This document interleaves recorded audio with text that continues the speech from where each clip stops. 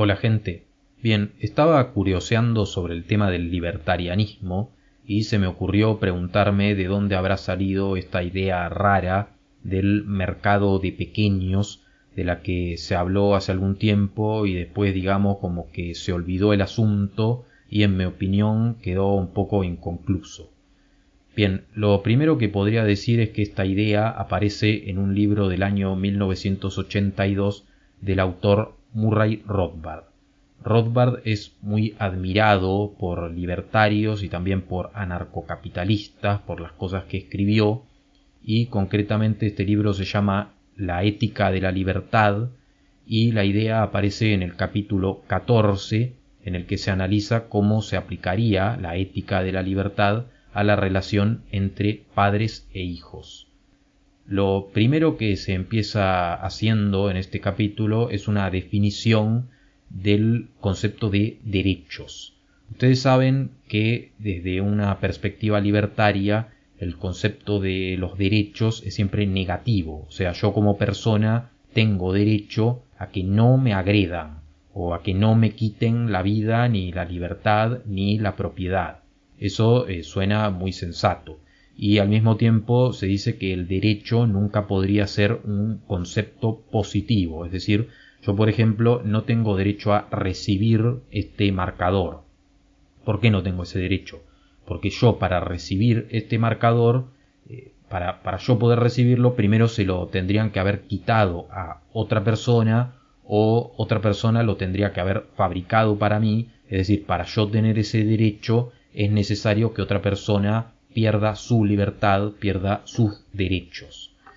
Según entonces esta perspectiva libertaria, eso, podría tener sentido, ¿no? Porque varios de nosotros por ahí escuchamos eso y pensamos, bueno, algo de sentido tiene. El problema es que entonces Rothbard a partir de ese momento lo trata de aplicar a la relación entre padres e hijos.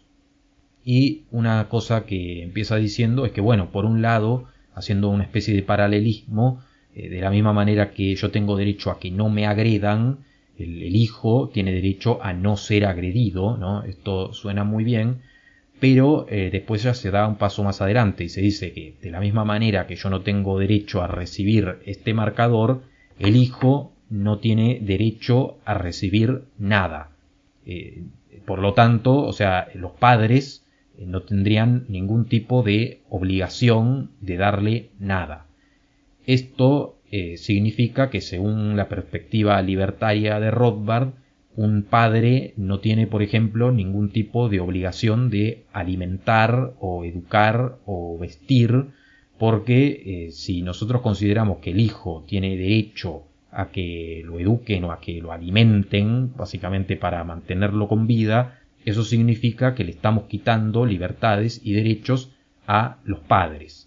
De manera que no puede existir, por ejemplo, no puede existir una norma que obligue al padre a mantener con vida al niño. Esto lleva entonces a Rothbard a decir esto literalmente, aunque lo voy a censurar un poquito solo para no tener problemas con el canal, pero es prácticamente literal. Dice: ¿debe un padre tener derecho a dejar fallecer a un bebé, por ejemplo, no alimentándolo? Y responde el propio Rothbard. La respuesta es, por supuesto, afirmativa. Lo mismo aplica, explica Rothbard, esto me pareció un poco raro, ¿no?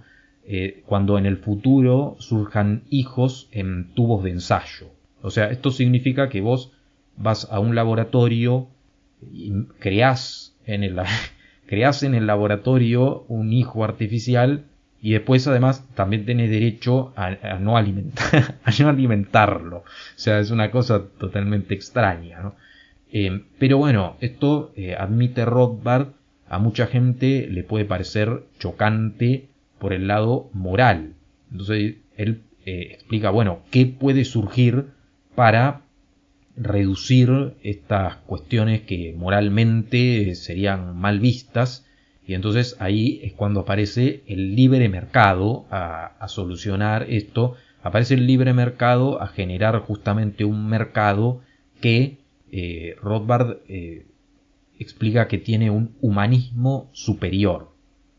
Eso, si ustedes están entendiendo lo que digo, significa que vos tenés derecho a dejar, por ejemplo, a tu hijo recién nacido, da igual que tenga un día, vos tenés derecho a dejarlo en el patio de tu casa, abajo de la lluvia, y que le pase lo que le tenga que pasar. Jurídicamente no se te podría hacer nada en contra, pero en caso en el que esto resulte un poco chocante para la moral, entonces viene el libre mercado. Entonces vos, en vez de dejar al hijo en el patio de tu casa, vas y haces un billetín con tu propio hijo, lo compras y lo vendés.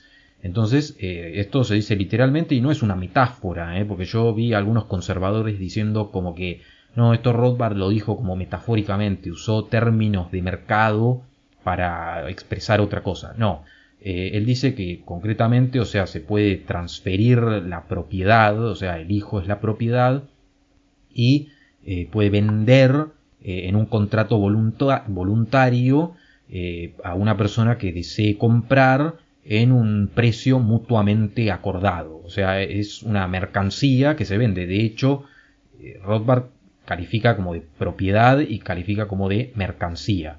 El padre, en todo caso, lo que tiene es algo así como derechos fiduciarios, o sea, sería algo así como un tutelaje. Y al ser el propietario, podría en la sociedad libertaria tomar la decisión de hacer esto cuando quiera. Ahí es cuando él dice que bueno, que este sería un mercado muy humanista y que debemos afrontar el hecho de que esto va a existir, dice él, o sea, vos dejás a los libertarios con camino libre y hay que afrontar que este mercado tiene que surgir. Y también ahí es cuando se queja de que bueno, actualmente existe la regulación del Estado, que es para él una regulación económica. Yo personalmente creo que también es una regulación ética, ¿no? Pero él lo ve como una regulación económica. O sea, él dice, la adopción es el Estado metido en el medio, haciendo un control de precios y mandándonos que el precio es cero, ¿no? O sea, el Estado está ahí impidiendo un nuevo mercado, podríamos decir. Lo siguiente que explica Rothbard es, bueno, como ya dije antes, cataloga de mercancía al hijo. Y también una cosa que queda claro desde esta óptica es que obviamente todo lo que estamos diciendo también valida desde esta perspectiva libertaria la interrupción en el vientre, porque lo mismo que aplica para un chico ya nacido, aplica a uno cuando está en la panza. Pero entonces ustedes se podrán preguntar, bueno, pero no empezamos definiendo que tenemos derecho a que no sufrir agresiones o a que no nos quiten la vida.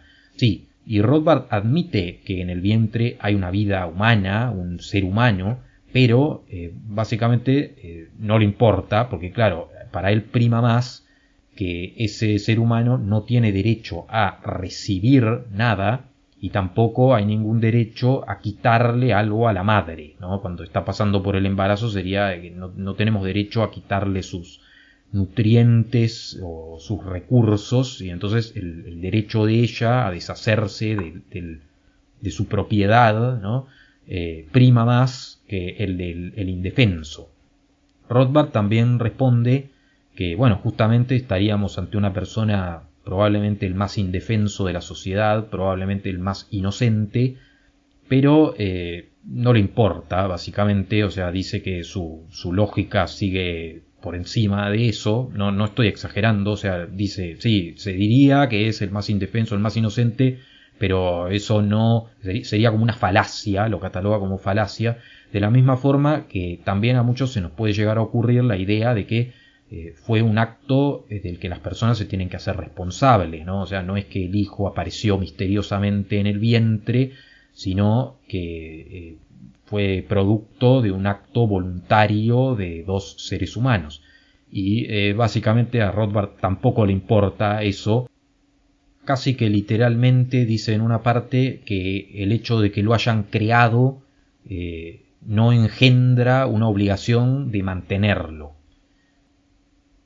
Todo esto desde la perspectiva libertaria que estamos comentando, obviamente se propone porque se ven avances del Estado que en alguna medida incluso los podemos ver en la actualidad, ¿no? O sea, cuando el Estado quiere educar de una determinada manera a los pequeños confundiéndolos, por ejemplo, ¿no? Ahí se da un poco esta discordia entre lo que quieren los padres y lo que el Estado pretende convertir a los hijos. Pero en este caso ya, o sea, se van al otro extremo hasta el punto en el que básicamente los hijos son la propiedad de sus padres y si, como estamos diciendo, los quieren dejar abandonados sin darle la comida hasta que quién sabe qué les pasa, se supone que tienen todo el derecho. Además, también Rothbard ve como algo totalmente arbitrario la idea de cuándo hay mayoría de edad y cuándo no, porque ve arbitrario, o sea, ¿qué pasa? Que a los 17 años no tenés mayoría, pero a los 18 sí, ¿quién decide eso? Digamos, es lo que se pregunta.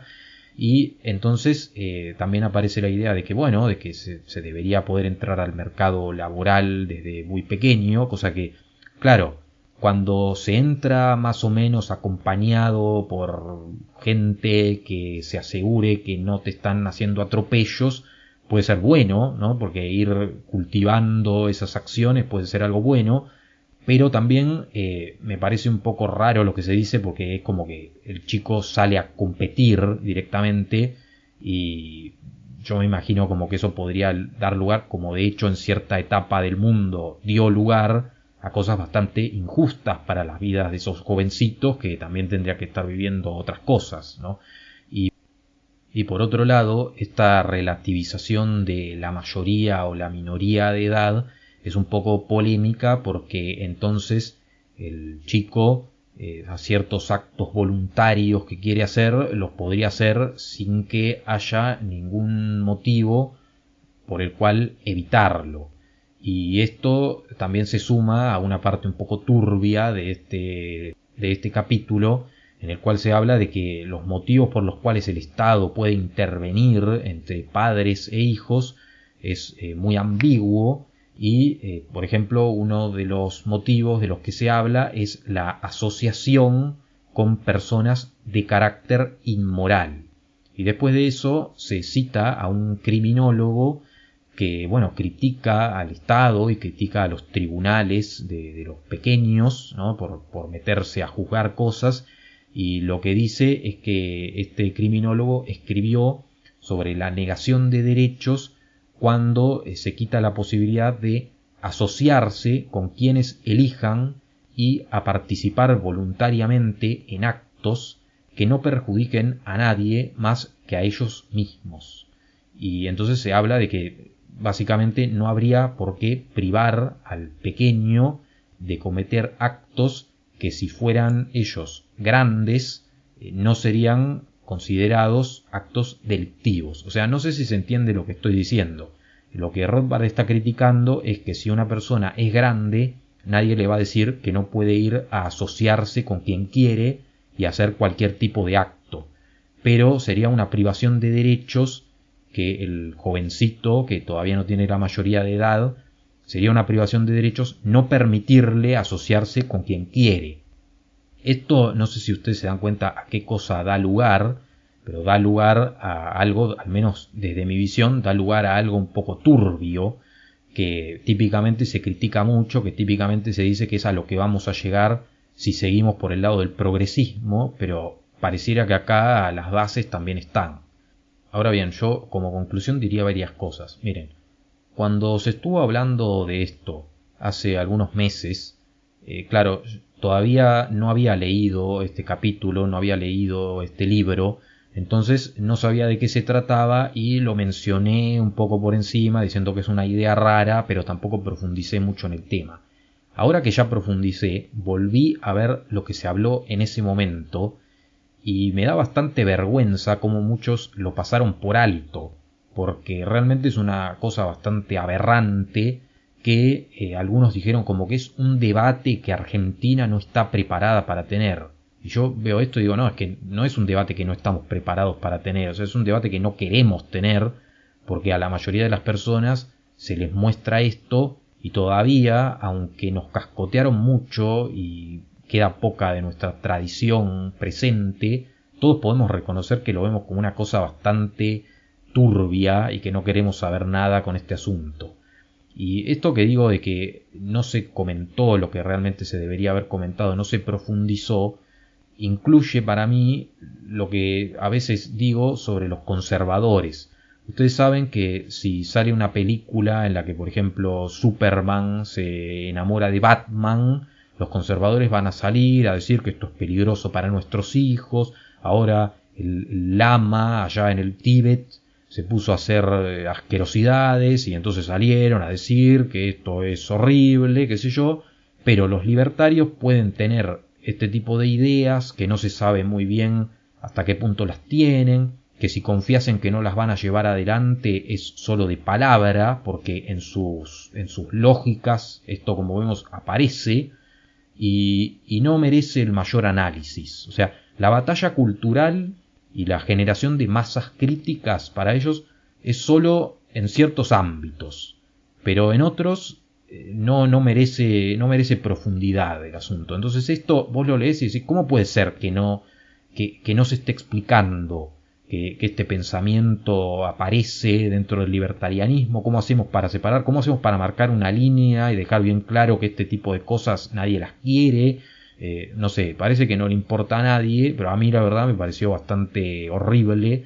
Así que bueno, pueden dejar lo que piensan en comentarios. Gracias por ver este video y nos vemos en el próximo. Un saludo.